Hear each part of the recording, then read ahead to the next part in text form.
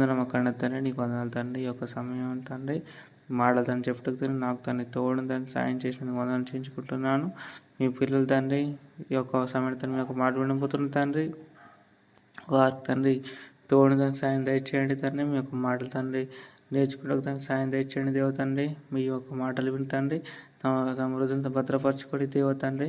ఆ మాటల ప్రకారంగా తను జీవించే జీవితం తండ్రి వారికి అలానే తండ్రి చెప్తాను నాకు తండ్రి దయచేస్తారని ఆశిస్తూ ఈ ప్రాంతం తండ్రి చేసినామంలో అడివిడుకుంటున్నా తండ్రి. ఆమేన్. ఈరోజు మనం నేర్చుకుపోయే అంశము పెరేసు కుటుంబం నేర్పిస్తున్న పాఠము. మరొకసారి ఈరోజు మనం నేర్చుకుపోయే అంశం ఏంటంటే పెరేసు కుటుంబం నేర్పిస్తున్న పాఠము. ఓకే, దీనికి మూల వాక్యం ఏంటంటే ఒకసారి చూసుకుందాం. రూతు 4వ అధ్యాయము. ఈ మాట చదువుకున్నాక మనం అంశానికి వెళ్ళిపోవచ్చు. రూతు 4వ అధ్యాయం 12వ వచనం. సందర్భం అర్థం కావాలంటే 11 కూడా చదువుకుంటే ఇంకా అర్థమవుతుంది. 11, 12 వచనం రాసుకోండి. అందుకు పూర్వద్వారం నుండిన ప్రజలందరూ పెద్దలను మేము సాక్షులము. యెహోవా ఇంటికి వచ్చిన ఆ స్త్రీని ఇశ్రాయేలు వంశమును వర్ధన చేసిన రాహేలును పోలిన దానిగాను లేయను పోలిన దానిగాను చెయ్యనుగాక. ఎఫ్రాతులో నీవు క్షేమాభివృద్ధి కలిగిన వాడవై బెత్లెహేములో నీవు ఖ్యాతి నందుదుగాక. యెహోవా ఈ యవనురాలి వలన నీకు దయచేయు సంతానము నీ కుటుంబమును తామారు యూదకు కనిన పెరెసు కుటుంబం వలన నుండును కాక అనేది. అయితే ఇక్కడ జరుగుతున్న సందర్భం ఏంటంటే రూతు బోయాజుకు వివాహమైన తర్వాత ఇక్కడ 10వ వచనం ఉంది. ఏమనుంది? మహలోను భార్య అయిన రూతాను మేవరాల్ని సంపాదించుకొని పెళ్లి కొనుచున్నాను. ఎవరు? బోయాజు మాడుతున్నాడు. దీనికి మీరు ఈ దినమున సాక్షి ఉన్నారని పెద్దలతో ప్రజలందరితోనే చెప్పారు. అంటే పెళ్లి చేసుకుంటుండే ఇక్కడ బోయాజుని రూతు చేసుకుంటున్నారు. అయితే ఇక్కడ పెద్దలు వచ్చి ఏం చేస్తున్నారంటే అక్కడ అందరితో చెప్పుకున్నట్టు బోయాజు చెప్పుకున్న తర్వాత అక్కడ ఉన్న పెద్దలు ప్రజలందరూ కూడా వారిని దీవిస్తున్నారు. ఏమని దీవిస్తున్నారు అని అంటే 12వ వచనం చివరిలో ఏమన్నాడు? నీ ఇక్కడ ఏమన్నాడు? నీకు దయచేయి నీ సంతానమును, నీకు దయచేయి సంతానం. ఇక్కడ మాట సంతానమును నీకు దయచేయబోతున్న దేవుడు దయచేయు సంతానం ఏదైతుందో అది ఎవరి వల్ల ఉండాలని ఇక్కడ మాడుతున్నాడు? నీ కుటుంబమును, సంతానమును, నీ కుటుంబమును తామారు యూదకు కనిన పెరేసు కుటుంబం వల్ల నుండును కాక అని ఇక్కడ సంబోధించాడు కదా. ఇంతకు ఈ పెరేసు కుటుంబము ఏ విషయంలో గొప్పది, లేకపోతే వీరు చేసిన సందర్భం అంటే వీరికి ఉన్న ప్రత్యేకత ఏంటి అని మనం ఆలోచించే ముందు ఇంతకీ పెరేసు ఎవరని మరొక్కసారి మన ఆయన జన్మ గురించి ఒకసారి చూసుకున్న తర్వాత తెలుసు అందరికీ, కానీ ఒకసారి చూసుకుందాం. ఆదికాండం 30 ఇంతకీ జననం ఎక్కడ జరిగింది అంటే జరిగినప్పుడు ఏం జరిగింది, తర్వాత ఆయన పేరు అంటే పేరు నాకు అర్థం ఏంటి, తర్వాత ఆయన తల్లిదండ్రులు ఎవరిని ఇక్కడ చెప్పినప్పుడు మరొకసారి చూసుకుందాము. మనం మూలానికి వెళ్ళిపోయినట్టయితే ఆదికాండం 38వ అధ్యాయంలో మాట కనబడుతుంది. ఆదికాండం 38వ అధ్యాయము 27 నుంచి చూసుకుందాము. ఆమె ప్రసవ కాలమందు కవలవారు ఆమె గర్భమందుండ్రి. ఆమె ప్రసవించినప్పుడు ఒకడు తన చెయ్యి బయటికి చాచిన కనుక మంత్రసాని ఎర్రనూలు తీసి వాని చేతికి కట్టి ఇతడు మొదట బయటికి వచ్చిన చెప్పాను. అతడు తన చెయ్యి వెనుకకు తీసినప్పుడు అతని సహోదరుడు బయటికి వచ్చెను. అప్పుడు ఆమె నీవెలా భేదించుకొని వచ్చితివనెను. అందుచేత అతనికి పెరేస్ అని పేరు పెట్టెను అని ఇక్కడ కనపడుతుంది. ఇక్కడ పెరేస్ అంటే ఏం కనబడుతుంది? ఇక్కడ సంధి చేయుటని అక్కడ మనకు అక్కడ కనబడుతుంటుంది. ఇది పెరేసు గారు జన్మించినప్పుడు జరిగిన సందర్భం.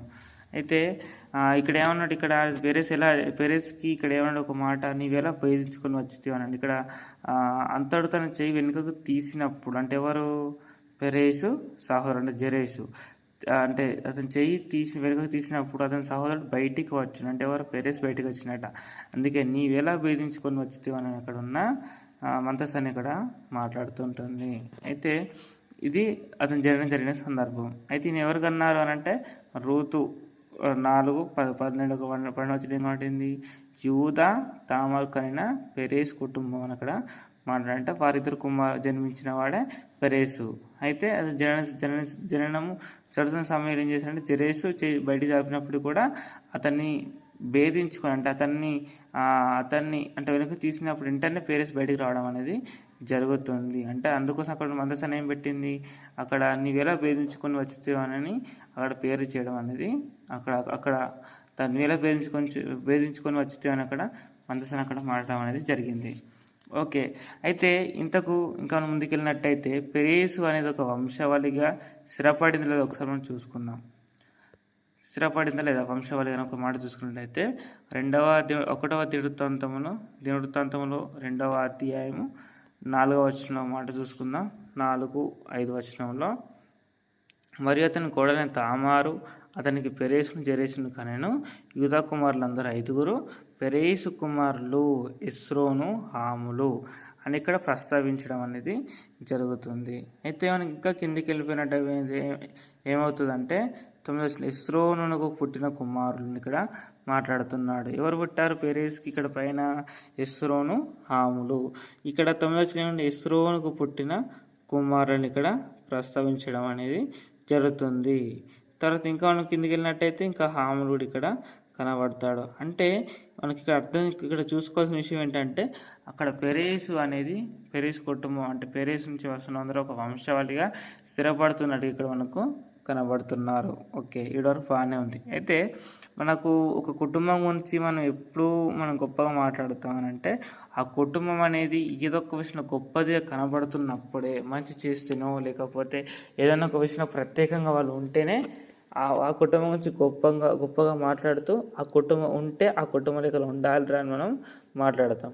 లేకపోతే ఆ కుటుంబం బాగా లేకపోతే వాళ్ళు తప్పులు చేస్తే అంటే ఒక చెడుకు అంటే వారు మారూపంగా ఉంటప్పుడు ఏం చేస్తాం, ఆ కుటుంబం మనం ఉండద్దు అని మనం మాట్లాడతాం. అంటే ఒక కుటుంబం గురించి మాట్లాడుతున్నప్పుడు ఏంటంటే ఆ కుటుంబం గురించి అట్టిగా అసలు మాట్లాడడం ఆ కుటుంబం గొప్పదన్నై ఉండాలి, లేకపోతే చెడుతనమైనా కలిగిన కుటుంబం అన్నా ఉండాలి. అంటే కుటుంబం గురించి మాట్లాడుతున్నప్పుడు 2 విషయాలు ఉంటాయి. అయితే ఇప్పుడు ఈ పెరేష్ కుటుంబం ఉండును గాకనే వాళ్ళు పెద్దలు ఆచరిస్తున్నారంటే మంచిగా దాన్ని తీసుకోవచ్చు కదా. అంటే వీరొక విషయంలో ప్రత్యేకత లేకపోతే ఏదో ఒక విషయంలో బాగున్నారు, అందుకోసమనే అక్కడ పెద్దలు మాట్లాడుతున్నారు. ఇంతకు పెరేషు కుటుంబం ఏ విషయంలో గొప్పది అని మనం ఈరోజు ఆలోచించబోతున్నాం. మనకు బైబిల్లో చాలా కుటుంబాలు కనబడతాయి, ఎంతోమంది కుటుంబాలు కనబడతాయి. దాంట్లో మంచి కుటుంబాలు ఉన్నాయి, చెడ్డ కుటుంబాలు కూడా ఉన్నాయి. అయితే చెడ్డ కుటుంబాల గురించి ఎందుకు రాయించాడు దేవుడు అంటే ఈ కుటుంబం ఇలా పాడైపోయింది కాబట్టి మీరు ఆ కుటుంబంలో ఇలా వారి కుటుంబంలో ఇలా జరిగింది, కానీ మీరు మీ కుటుంబంలో అలాంటి పరిస్థితులు తెచ్చుకోదని దేవుడు రాయించాడు. మంచి కుటుంబాల గురించి ఎందుకు రాయించాడు? ఈ కుటుంబం ఇలా గొప్పగా బ్రతికింది కాబట్టి మీ కుటుంబాన్ని చూసిన మీరు అందరూ కూడా ఆత్మీయంగా ఇలా ఉండాలని దేవుడు రాయించాడు. కాబట్టి ఒక కుటుంబం గురించి దేవుడు మాట్లాడుతున్నాడంటే వాళ్ళు ఏదో ఒక విషయంలో గొప్ప వాళ్ళే ఉంటారు. కాబట్టి ఆ గొప్పదానాన్ని మనం దాన్ని గమనించుకొని మన జీవితంలో కూడా అలాంటి మంచి స్థితిని మనం తెచ్చుకున్న వారికి మన జీవితాలు ఉండాలి. ఓకే, కొంచెం చూసుకున్నట్టయితే ఇంకొక మాట కూడా చూసుకున్న సంఖ్యాకాండంలో ఒక మాట వాడుతుంటుంది. ఇంకా వాళ్ళ సంఖ్య అంటే వారి యొక్క వంశము ముందుకెళ్తున్న ఇంకొక మాట కూడా చూసుకుందాము. సంఖ్యాకాండం 26-20 వచనం. సంఖ్యాకాండం 26-20లో యూదావారి వంశులలో హెలాయులు, షెలాహీయులు, షెలా వంశస్థులు, పెరేషు వంశస్థులు, జెరెషీయులు, జెరాహు వంశస్థులు ఇక్కడ అంటే పెరేషు వంశస్థులు అని అన్నప్పుడు ఇక్కడ అర్థం చేసుకోవాల్సింది ఏంటంటే ముందుకెళ్తుంది వంశము, అంటే వంశం అనేది ఆగిపోలేదు, జరుగుతుందన్నట్టుగా ముందుకంత అభివృద్ధి చెందుతున్నట్టుగా మనకి ఇక్కడ అర్థం చేసుకోవాలి. ఓకే, ఇటువరకు బాగానే ఉంది. ఇంతకు ఈ కుటుంబం ఆలస్యం చేయకుండా ఈ కుటుంబం ఏ విషయంలో గొప్పది ఒకసారి మనం చూసుకున్నట్టయితే నెహెమ్యా గ్రంథం 11వ అధ్యాయం ఒక మాట కడుతుంటుంది. నెహెమ్యా గ్రంథం 11వ అధ్యాయంలో మీరు తర్వాత ఈ విషయం అంటే మన మెసేజ్ అయిపోయిన తర్వాత మీరు ఒకసారి చూసుకోండి, ఆ అధ్యాయం మొత్తం చదవండి ఆ సందర్భాన్ని అర్థం చేసుకోవడానికి. కానీ ఇప్పుడు మాత్రం నేను అవసరమైన సందర్భాలు మాత్రమే నేను చదువుతాను. మీరేం చేస్తారంటే 11వ అధ్యాయం 1 నుంచి 6 వచనం రాసుకోండి. కానీ నేను అవసరమైనది మాత్రమే నేను చదువుతాను, అంటే ముఖ్యమైనది మాత్రం. మిగతా కూడా అవసరమే, అది ముఖ్యమైనది మాత్రం నేను చదువుతున్నాను. 6వ వచనం 11వ అధ్యాయం 6వ వచనంలో నెహెమియా 11:6. యెరూషలేములో నివాసం చేసిన పెరేషు వంశస్థులందరూ బలవంతులైన 460 ఇనమండుగురు. అంటే ఇక్కడ జరుగుతున్న సందర్భం ఏంటంటే వారికి ఒక అపాయం అనేది ఉంది. అంటే వారికి ఒక యుద్ధం ఉంది. ఎవరికి? యెరూషలేములో నివసిస్తున్న పట్టణం వాళ్ళకి. అయితే అప్పుడు ఏం జరుగుతుంది అంటే శత్రు దేశంతో వారికి యుద్ధం జరిగే అవకాశం అక్కడ ఉంటుంది. అయితే అలా జరుగుతున్నప్పుడు అక్కడ ఎవరిని ఎన్నుకుంటున్నారంటే మనం 1వ వచనం నుంచి చూసుకున్నట్లయితే, మనకు 1 నుంచి 5 వచనం చూసుకున్నట్లయితే మనకు చాలామంది కనబడతారు. కానీ ఇక్కడ కూడా అంటే అందరికంటే ఎక్కువగా మనకి ఎవరు కనబడతారంటే ఒక పెరేషు కుటుంబం నుంచి వచ్చిన వారు, అంటే పెరేషు వంశస్థులు అందరూ ఎక్కువ మనకు కనబడతారు. ఇక్కడ ఏమన్నాడు? యెరూషలేములో నివాసం చేసిన పెరేషు వంశస్థులందరూ అంటే ఇక్కడ ఏమన్నాడు? పెరేషు వంశస్థులు అందరిని ఇన్క్లూడ్ చేస్తూ ఏమని మాట్లాడాడు అంటే వారి గురించి బలవంతులైన 468 మందిని ఇక్కడ కనబడుతుంటుంది. అయితే ఆ యుద్ధ సమయంలో ఒక భద్రత వ్యవస్థగా ఒక పెరేషు వంశస్థుల్ని ఎక్కువగా ఎన్నుకోవడం అనేది జరుగుతున్నప్పుడు వారి గురించి ఇక్కడ ఏమని మాట్లాడుతున్నాడు అని అంటే యెరూషలేములో నివాసం చేసిన పెరేషు వంశస్థులందరూ బలవంతులైన ఇక్కడ మాట్లాడుతున్నాడు. అంటే పెరేషు వంశస్థులందరూ అనగా మనకి ఇక్కడ ఏం చెప్తున్నాడు నెహెమియా గారు అంటే బలవంతులు ఇక్కడ ప్రస్తావిస్తున్నాడు. అంటే పెరేషు వంశస్థుల నుంచి ఎవరు వస్తున్నారో వాళ్ళందరూ ఒక బలం కలిగిన వారుగా, బలవంతులు ఇక్కడ మనకు కనబడుతున్నారు. అంటే బలం కలిగిన వారుగా మనకి ఇక్కడ కనబడుతున్నారు. అయితే ఇప్పుడు ఆ రూతు గ్రంథం చూసుకుందాం. ఈ మాట మనసులో పెట్టుకొని రూతు గ్రంథం 11వ అధ్యాయం 12వ వచనం చూసుకున్నట్లయితే అక్కడ ఏం కనబడుతుందంటే నీకు దయచేయు, మధ్య నుంచి కింద నుంచి చూసుకోండి, నీకు దయచేయు సంతానమును. అంటే రూతు బోయజుకు అంటే ఎవరైతే దేవుడు దయచేయబోతున్నాడో సంతానము ఎవరి వల్ల ఉండాలి? ఇక్కడ ఏమంటుండో నీ కుటుంబమును, నీ సంతానమును, నీ కుటుంబమును తామారు యూతకు కలిగిన పెరేసు కుటుంబం వల్ల ఉండును కాకని ఇక్కడ ప్రస్తావించాడు. ఈ మాట గుర్తుపెట్టుకుని అక్కడ చదవండి. పెరేసు వంశస్థులందరూ బలవంతులైన ఇక్కడ ప్రస్తావించాడు. అంటే అర్థం ఏంటంటే పెరేషు కుటుంబం నుంచి వస్తున్నారు అందరూ ఎలా కనబడుతున్నారంటే బలవంతులుగా మనకి ఇక్కడ కనబడుతున్నారు, బలం కలిగిన వారికి మనకు కనబడుతున్నారు. అందుకే ఆ రోజున రూతు బోయజులను దీవిస్తే ఏమన్నారంటే పెద్దలందరూ కూడా పెరేషు కుటుంబం నుంచి వస్తున్నారు అందరూ కూడా వాళ్ళ వంశస్థులందరూ కూడా బలం కలిగిన వారుగా, బలవంతులుగా ఉన్నారు. కాబట్టి నీకు పుట్టబోయే సంతానం ఎవరైతున్న వారందరూ కూడా బలం కలిగిన వారుగా, బలవంతులుగా ఉండాలని వారు పెద్దలు ఆశీర్వదించడం అనేది ఇక్కడ జరుగుతుంది. కాబట్టి పెరేషు కుటుంబంలో మనకు ఏం కనబడుతుంది అంటే బలం అనేది కనబడుతుంది. అయితే ఇప్పుడు మనం దీన్ని చూసుకుంటున్న మనందరం కూడా మరి ఎలా ఉండాలి? ఇది శరీర ప్రకారంగా చూసుకున్నట్టయితే, పెరేషు కుటుంబం చూసుకున్నట్టయితే ఒక శరీర ప్రకారంగా ఒక బలం కలిగిన వారుగా, అంటే శరీర ప్రకారంగా బలం కలిగిన మనకు కనబడుతుంటుంది. మరి అలాంటి దీన్ని మనం శరీర ప్రకారంగా తీసుకోవాలా? శరీర ప్రకారంగా అంటే ఏముంది? ఉదయం లేచి సాయంత్రం వామప్ చేస్తే సరిపోతుంది. తర్వాత ఇంకా బలమైన మంచి ఆహారం తీసుకుంటే బలం కలిగి ఉంటాం, అంతే కదా. అయితే అది శరీర ప్రకారంగా కాదు. ఇప్పుడు దాని యొక్క శరీర ప్రకారంగా మనకి సందర్భం కనిపిస్తున్నప్పుడు కూడా మరి మనం ఇప్పుడు మనందరం కూడా వాక్యాన్ని ఎందుకు రాయించాడు దేవుడు అంటే ఆ కుటుంబం అలా ఉంది కాబట్టి మనందరం కూడా ఆత్మీయతలు ఎలా ఉండాలని మనం ఆలోచించుకోవాలి కదా. ఒక కుటుంబం చూసుకున్నట్టు పెరిషి కుటుంబం ఒక శరీర ప్రకారంగా బలం కలిగిన వారుగా ఉన్నారు ఆ రోజున. మరి ఈ కుటుంబాన్ని చూసిన మనందరం కూడా ఏ విషయంలో మనకు బలం కలిగి ఉండాలని చూసుకోవాలి. ఆ రోజున చూసుకుంటే వాళ్ళకి ఒక యుద్ధం ఉంది. ఏముంది? శత్రు దేశంతో యుద్ధం ఉంది కాబట్టి వాళ్ళు నిలబడ్డారు, బలం కలిగిన వారు కాబట్టి వాళ్ళు నిలబడ్డారు. ఇప్పుడు మనందరూ కూడా ఒక యుద్ధం ఉంది, మనకు కూడా ఒక శత్రువు అంటే మనకంటే ఒక శత్రువు ఉన్నాడు, మనకంటే ఒక యుద్ధం ఉంది కాబట్టి మనం కూడా ఏం చేయాలి? బలం కలిగిన వారుగా ఉండాలి. ఆ రోజున ఒక పెరేషు వంశస్థులు చూసుకున్నట్టయితే శత్రు దేశంతో యుద్ధం ఉందని వాళ్ళు నిలబడ్డారు. అలానే మనందరూ కూడా ఒక యుద్ధం ఉంది, మన పర్సనల్గా, అలానే మన వ్యక్తిగతంగా మనకంటే ఒక యుద్ధం కూడా ఉంది. ఆ యుద్ధం గురించి చూసుకున్నట్టయితే ఒకసారి ఆ మాట చదువుకుందాము. ఎపిఎస్సీలకు రాసిన పత్రిక 6వ అధ్యాయం 12వ వచనము. ఎపిఎస్సీలకు రాసిన పత్రిక 6వ అధ్యాయం 12వ వచనం. మనకంటూ కూడా ఒక యుద్ధం ఉంది, ఒకసారి అది చూసుకుందాం. ఎపిఎస్సీలకు రాసిన పత్రిక 6వ అధ్యాయం 12వ వచనం మాట కనబడుతుంటుంది. ఎలయనగా మనం పోరాడున్నది శరీరులతో కాదు కానీ ప్రధానులతోనూ, అధికారులతోనూ, ప్రస్తుత అంధకార సంబంధులకు లోకనాథులతోనూ, ఆకాశ మండలమందుల దురాత్మల సమూహంతోనూ పోరాడుచున్నాము అని ఇక్కడ మాట్లాడుతున్నాడు. అంటే మనందరూ కూడా యుద్ధం ఉందని ఇక్కడ మాట్లాడుతున్నాడు. యుద్ధం ఉంది కాబట్టి మనందరం కూడా ఎలా ఉండాలి? మనం బలం కలిగిన వారుగా ఉండాలి. యుద్ధాన్ని ఎదుర్కోవాలంటే ఎలా ఉండాలి? బలం కలిగిన వారుగా ఉండాలి. యుద్ధం అంటే ఎలా ఉంది అని అంటే మనం ఏ విషయంలో పడిపోతామా, ఎక్కడ దొరుకుతామని అపవాది వేచి చూస్తూనే ఉంటుంది. ఆ రోజున చూసుకున్నట్లయితే మీకు అందరికీ అర్థం కావడానికి ఒక యోబు గారి జీవితం చూసుకున్నట్టయితే అపవాది ఏం చేసిందంటే అన్ని అంటే తన ఆర్థికంగా దెబ్బ కొట్టింది, కుటుంబంగా దెబ్బ కొట్టింది, తర్వాత అతని పేరుని దెబ్బ కొట్టింది, అన్నిటి విషయంలో దెబ్బ కొట్టింది. ప్రతీది కూడా తీసేసింది. అయినప్పుడు కూడా అతను ఎలా ఉన్నాడు? బలం కలిగిన వాడుగా ఉన్నాడు. ఆత్మీయంగా బలంగా ఉన్నాడు, దేవునిలో బలంగా ఉన్నాడు. అందుకోసం ఎలాంటి సమస్య వచ్చినా, ఎలాంటిది అతని మధ్యకి యుద్ధానిగా ఎలాంటిది ఆయన మీదికి వస్తున్నా, ఎలాంటి సమస్య వచ్చినా, ఎలాంటి కష్టం వచ్చినా, ఎలాంటి ఇబ్బంది వచ్చినా, ఎలాంటిది యుద్ధము ఆయన ముందు ఉన్నప్పుడు కూడా అతను జయించి అన్నాడంటే అతను ఆత్మీయతలో బలంగా ఉన్నవాడుగా మనకు ఒక యోబు గారు మనకు కనబడుతూ ఉన్నారు. అంటే మనకు వస్తున్న సమస్యలు, అలా మనకు వస్తున్న శ్రమలు, మనకు వస్తున్న శోధన ఏవైతే ఉన్నాయో అవన్నీ కూడా ఒక యుద్ధంగా దాన్ని మనం భావించుకొని, అపవాది మనకు వేస్తున్న బాణాలు అంటే ఏంటంటే మనం అందరం ఏ విషయం, ఇప్పుడు ఒక మాట ఉంది హబక్కూకు 1:10 ఏముంటారంటే వాడు గాలం వేసి గుచ్చి లాగుతున్నాడు అంటే మనందరూ కూడా గాలం వేస్తున్నాడు.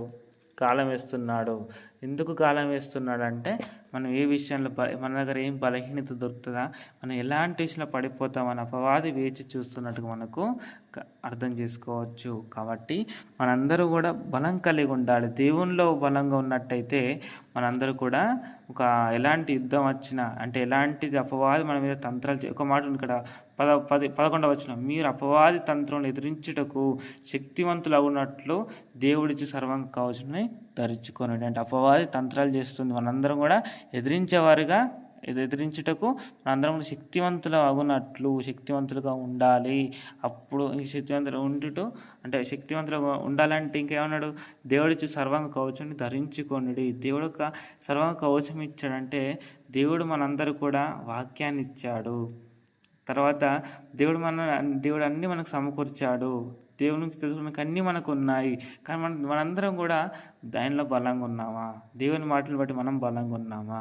ఒకసారి ఆలోచించుకోండి. ఇంకా 10 తుదకు ప్రభు యొక్క మహాశక్తిని బట్టి ఆయన బలవంతులై ఉండి ఇక్కడ కనబడుతుంటుంది. కాబట్టి ఆయనలో బలం కలిగిన వారు ఉండాలి. అంటే అనుదినం వాక్యం చదువుకుంటూ, అనుదినము దీవరాత్రాలు మన ఒక వాక్యాన్ని ధ్యానించుచు మనం దేవునిలో బలంగా ఉండేవారు మన జీవితాలు ఉండాలి. ప్రార్థన జీవితం కలిగి ఉండాలి, వాక్యం జీవితం కలిగి ఉండాలి. కొంతమంది అంటారు వాక్యం గొప్పదా, ప్రార్థన గొప్పదా అంటారు. ప్రార్థన అంటే మనం వాక్యం చదవడం ఇంపార్టెంట్ కానీ ప్రార్థన ఇంపార్టెంట్ కాదు అంటారు. మరి కొంతమంది అంటారు అంటే ప్రార్థన ఇంపార్టెంట్ కానీ వాక్యం ఇంపార్టెంట్ కాదు అంటారు. రెండిట్లో ఏది గొప్పదని అంటే, ఇప్పుడు శ్వాస తీసుకోవడం ఇంపార్టెంటా, వదలడం ఇంపార్టెంటా? రెండు ఇంపార్టెంట్ కదా. శ్వాస తీసుకోవడం ఎంత ఇంపార్టెంటో వదలడం కూడా అంతే ఇంపార్టెంట్. అవునా కదా.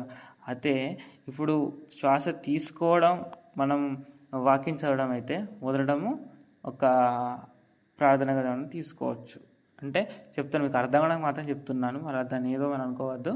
అంటే రెండు కూడా మన జీవితంలో చాలా ఇంపార్టెంట్. ఆ రెండు మనం కలిగి ఉన్నప్పుడు మనకు అనుదినము దివరాత్రం మనం వాక్యాన్ని ధ్యానించుచు ఉన్నప్పుడు దేవుడు మనల్ని వాక్యం ద్వారా మనం బలంగా ఉండేలాగా దేవుడు చేశాడు. మనకి ఎలాంటి పరిస్థితులు వచ్చినప్పుడు కూడా వాడు నిలబడగలిగే ఒక ధైర్యాన్ని దేవుడు మనకు ఇస్తాడు. అలాంటి బలం మనకి ఇస్తాడు. మనకి ఎలాంటి సమస్య వచ్చినా, ఎలాంటి శ్రమ వచ్చినా వెంటనే దేవుని దగ్గరికి వెళ్ళి చెప్పుకో. అప్పుడు దేవుడు నీకు ఖచ్చితంగా నీ పట్ల కృప చూపెడతాడు, నీకు సాయం చేస్తాడు.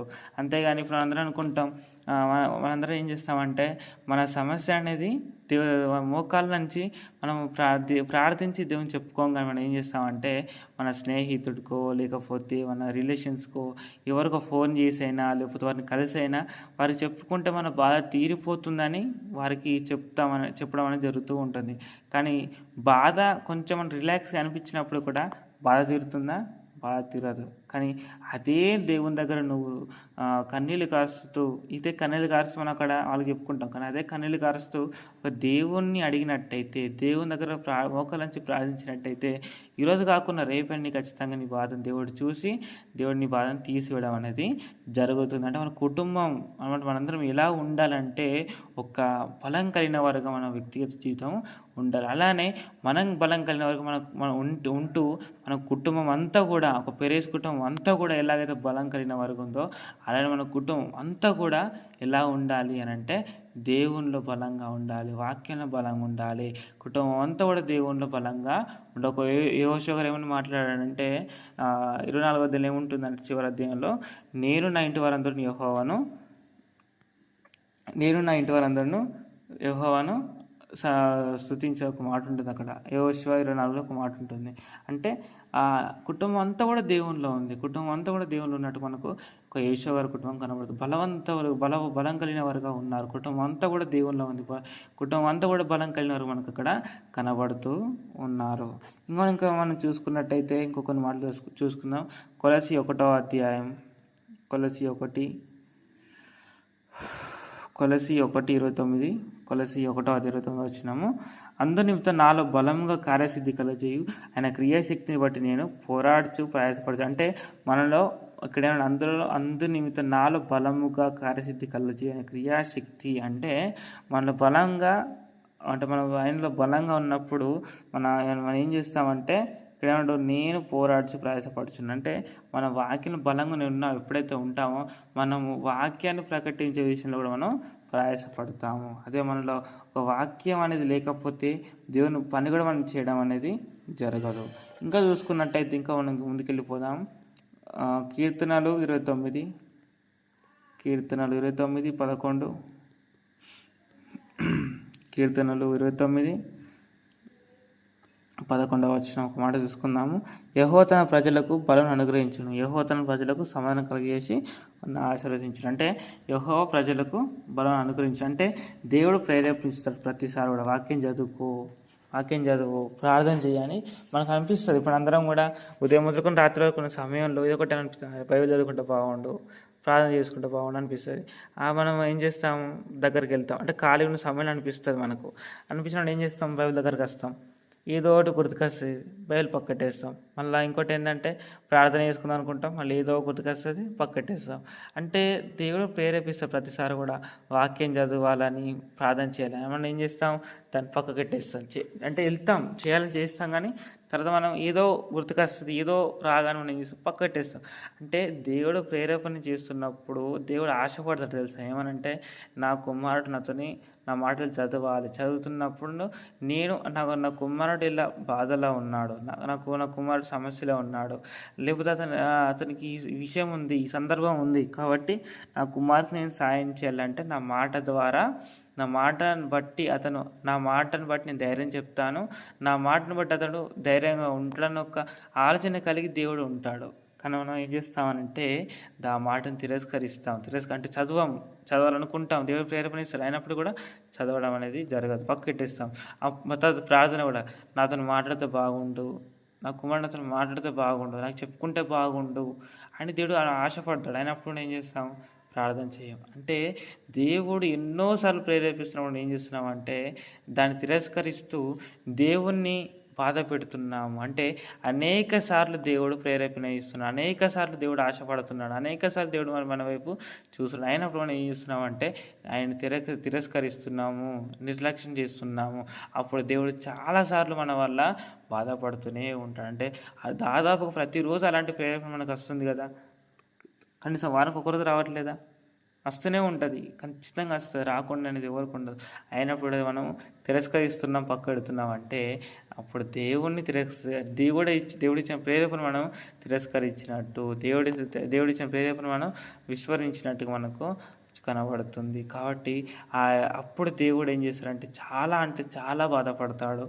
కాబట్టి దేవుని ప్రేరేపణ అంటే అలాంటి సందర్భాలు ఇప్పుడు జరిగినప్పుడు ఖచ్చితంగా ఒక వాక్యం చదవడానికైనా, తర్వాత ఇంకా ప్రార్థించుకునే ఖచ్చితంగా మనం అందరం కూడా ఉండాలి. ఎప్పుడు కూడా మనం తిరస్కరించేవారుగా ఉండాలి. ఒక మాట చూసుకుందాం. 105వ కీర్తన 4వ వచనం ఒక మాట కనబడుతుంది.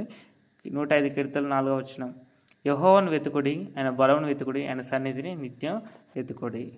ఇక్కడ అదే ఉంటుంది, దేవుణ్ణి వెతకాలి, దేవుని కోసం మనం చూడాలి, తర్వాత ఆయన బలమును వెతకాలి, తర్వాత ఆయన సన్నిధిని వెతకాలి. అంటే సన్నిధిలో మనం ఎప్పుడు కనబడేవారుగా ఖచ్చితంగా ఉండాలి. దేవుడు మన ఆసక్తే మన వాక్యం, మన ఆసక్తిని బట్టి దేవుడు మనకు వాక్యాన్ని నేర్పిస్తాడు. తర్వాత ఇంకా చూసుకున్నట్టయితే ఇంత మనం చూసుకున్న మాట ఏది, యెహోషువ కుటుంబం గురించి చూసుకున్నాం కదా, అది యెహోషువ 24వ అధ్యాయం 15వ వచనం మనకు కనబడుతుంది. అంటే ఇంత మనం చదువుకున్న మాట ఏంటిది, కీర్తన 105 4వ వచనం ఏమన్నాడు అక్కడ, యెహోవాను వెతుకుడి, ఆయన బలమును వెతుకుడి, ఆయన సన్నిధిని నిత్యం వెతుకుడి. అంటే మనకు వాక్యం ఎప్పుడు తెలుస్తుంది తెలుసా, మన వాక్యం ఎప్పుడు నేర్చుకుంటామంటే మన ఆసక్తి మనకు వాక్యం నేర్పిస్తుంది. మన ఆసక్తి అంటే ఎలా అంటే మీకు అర్థం కావడానికి, ఇక్కడ ఏమన్నాడు, ఆయన సన్నిధిని వెతుకుడు ఇక్కడ మాట్లాడంటే ఆయన సన్నిధిని నిత్యం వెతుకుడి. అంటే మనము సంఘము ఎప్పుడు ప్రారంభమవుతాం, ఫర్ ఎగ్జాంపుల్కి అర్థం కాక 10 గంటలకు ప్రారంభమవుతుంది అనుకోండి, మనం ముందే వెళ్ళిపోవాలి, ఒక 10 నిమిషాల ముందే వెళ్ళి అక్కడ ఏమన్నా క్లీనింగ్ కానీ తర్వాత అక్కడ ఏమైనా వర్క్స్ ఉంటే చేసే వరకు మనం ఉండాలి. అంతేగాని ఇంకా పాటలే కదా పాటలవని మెల్లగా వెళ్దాం, ఇప్పుడు కాదు మెసేజ్ ఇప్పుడే స్టార్ట్ అవ్వదు, మెసేజ్కి వెళ్దాం అనుకుంటారు అందరు కూడా. అయితే ఒక మాట ఇదే కీర్తన ఏముంటుందంటే, అందరూ కలిసి స్తుతించండి ఒక మాట ఉంటుంది, కీర్తన 95 ఎక్కడ ఉంటుంది, అది ఇదే కీర్తన ఉంటుంది. అంటే అందరం కలిసి స్తుతించాలని మాట్లాడతాడు, అందరం కలిసి స్తోత్రగానం చేయాలని మాట్లాడతాడు. అంటే అందరూ కలిసి ఏం చేయాలి, మన కుటుంబం అంతా కలిసారంటే దేవునికి ఒక కీర్తనలు పాడేవారుగా ఉండాలి. అంటే కుటుంబం అంతా కలిసి పాటలు పాడాలి, కుటుంబం అంతా కలిసి దేవుళ్ళు గడపాలనేది ఒక మాట కూడా మనకు ఇదే కీర్తన మనకు కనబడుతూ ఉంటుంది. ఆయన సన్నిధిని వెతికేవారుగా ఉండాలి, అన్ని పనుల్లో ముందు ఉండేవారుగా ఉండాలి, ఆయన బలాన్ని వెతకాలి, ప్రతిదీ మనం వెతికేవారుగా ఉండాలి. కాబట్టి ఇక్కడ యెహోవాను వెతుకుడి, ఆయన బలమును వెతుకుడి, ఆయన చూపెట్టే కృపను మనం అంటే ఆయన కోసం వేచి చూసేవారుగా ఉండాలి. ఆయన పనుల కోసం ఎప్పుడెప్పుడు నాకు పని అంటే దేవుని పని ఎప్పుడెప్పుడు చేసే అవకాశాలను ఒక వేచి చూసేవారు మన జీవితం అనేది ఉండాలి. కాబట్టి ఒక పెరేష్ కుటుంబం అనేది ఎలా ఉంది అని అంటే, ఒక శరీర ప్రకారంగా ఆ కుటుంబం బలంగా కనబడుతుంది. అలానే మనందరి జీవితంలో చూసుకుంటే వాళ్ళకైతే ఒక శరీర సంబంధమైన ఒక యుద్ధం ఉంది, మనకైతే ఒక ఆత్మ సంబంధమైన ఒక యుద్ధం ఉంది అపవాదితో. కాబట్టి ఎప్పుడు ఇక్కడ దొరుకుతామా, ఏళ్ళ సమయం దొరుకుతామని అపవాది వేచి ఉంది. కాబట్టి మన కుటుంబంలో అందరూ బలం కలిగిన వారు ఉండాలి, కుటుంబం అంతా కూడా దేవుని ఉండాలి. అప్పుడే అపవాది ఎవ్వరికి గాలం వేసినా పడకుండా ఉంటారు, చిక్కకుండా ఉంటారు. కానీ కుటుంబంలో ఒక్కరు కూడా ఒక్కరైనా కనీసము కుటుంబంలో అంతట్లో ఒక్కరు దేవునికి అయిష్టంగా ఉన్న, ఒక్క బలహీనత తనకు దొరికిన, అపవాదికి ఒక్క బలహీనత దొరికిన తను లాక్కొని కుటుంబం అంతా అంటే అతన్ని లాక్కొని ఆ లోకంలోకి తీసుకెళ్ళి కుటుంబం అంతటిని కూడా బలహీనత పడేలాగా చేస్తుంది. కుటుంబం అంతటిని కూడా ఒక బలహీనతకు చేకూర్చి కుటుంబం అంతా దేవుని నుంచి ఒక వెళ్ళిపోయేలాగున అపవాది చేయడం అనేది జరుగుతూ ఉంటుంది. కుటుంబం అంతా కూడా వీళ్ళెంత భక్తిగా ఉంటారో అంత ఆ భక్తిహీనత అతని ద్వారా చూపెట్టి అందరినీ కూడా వాళ్ళ విశ్వాసాన్ని సన్నగిలిగేలాగా చేస్తుంది. అంటే విశ్వాసం మొత్తం కూడా వారికున్న భక్తి మొత్తం కూడా తగ్గుముఖం పట్టేలాగా అపవాది చేస్తూ ఉంటుంది. ఇప్పుడు భక్తిలో ఉన్నవారు విశ్వాసం కలిగిన వాళ్ళు ఏం చేస్తారంటే, నేను ఇంత చేస్తున్నా కదా దేవుని కోసం, నేను ఇంతగా బ్రతుకుతున్నా కదా, అలాంటప్పుడు నా కొడుకుని నా కుమార్తెని ఎందుకు భక్తిహీనతలోకి వెళ్ళిపోతున్నారు అని అలాంటి ఆలోచనలతోని దేవుని దూరమైన పరిస్థితిని తీసుకురావడం అనేది జరుగుతూ ఉంటుంది. కాబట్టి మన కుటుంబం అంతా కూడా చాలా జాగ్రత్తగా కుటుంబం అంతా కూడా దేవునిలో ఉండేలాగా ప్రయత్నం చేసుకోవాలి. ఈ రోజున మాటలు విన్న మనందరం కూడా మన వ్యక్తిగతంగా బలంగా లేవని పరీక్షించుకుంటూ, అలాగే మన కుటుంబం అంతా కూడా దేవునిలో ఉందా లేదని పరీక్షించుకుంటూ మన వ్యక్తిగతంగా మనల్ని తర్వాత మన కుటుంబం మొత్తాన్ని కూడా బలంగా ఉంచుకునేవారు మన జీవితాలు ఉండాలని కోరుకుంటూ నా యొక్క మాటలను ముగిస్తున్నాను. కాబట్టి ఒక సందర్భం ఒక విషయం అందరికీ అర్థాన్ని కోరుకుంటున్నాను. ఓకే, మరొక క్లాసులో మనం కలుసుకుందాం. అందరికీ వందనాలు. ప్రార్థన చేసుకొని మనం ఎంచుకుందాం. పరలోకమైన కన్న తండ్రి, నీకు వందనాలు తండ్రి దేవా. ఈ యొక్క రాత్రికాల సమయం దేవ తండ్రి, ఒక క్లాస్కి తండ్రి దేవా, పెరేష్ కుటుంబం తండ్రి చూసుకున్నాం దేవా. ఒక పెరేష్ కుటుంబం నేర్పిస్తున్న పాఠం దాన్ని చూసుకున్నాం దేవా. కాబట్టి దేవా, ఈ యొక్క అంశాన్ని విన్న మేమందరం తను నేర్చుకునే మేమందరం కూడా దేవా, ఒక పెరేష్ కుటుంబాన్ని చూసుకునే ఒక శరీర ప్రకారంగా వాళ్ళు వంతులుగా ఉన్నారు. అలానే మేము అందరం కూడా దేవ తండ్రి ఒక ఆత్మీయంగా దేవ తండ్రి మేమందరం బలం కలిగిన వారుగా ఉండాలని తండ్రి దయచేసి తండ్రి సాయం చేయండి దేవ తండ్రి. విన్న మాట తండ్రి ఏదో నేర్చుకున్నామన్నంత వరకు కాకుండా దేవ తండ్రి మేము మనసులో ఉంచుకొని మా జీవితంలో తను చూపెట్టుకున్నాం తండ్రి. దయచేసి తను సాయం దయచేసి ఆశిస్తున్నాను దేవ తండ్రి. ప్రతి విషయం తను మీరు తను తోడుకోండి నడిపిస్తున్నందుకు వందనాలు చేయించుకుంటూ దాన్ని ఇంకా తను సాయం దయచేసి ఆశిస్తే దేవ తండ్రి తండ్రి ఇస్లాంలో అడిగడుకుంటున్నాను తండ్రి. ఆమేన్. అందరికీ మరొకసారి వందనాలు.